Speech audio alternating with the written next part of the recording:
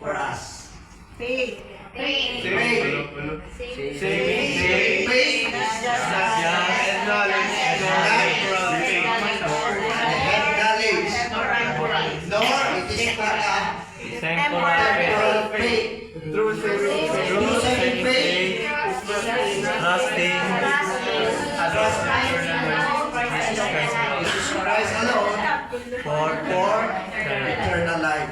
Amen. Palakpakan natin ang Panginoon. Palakpakan natin ang ating mga sarili.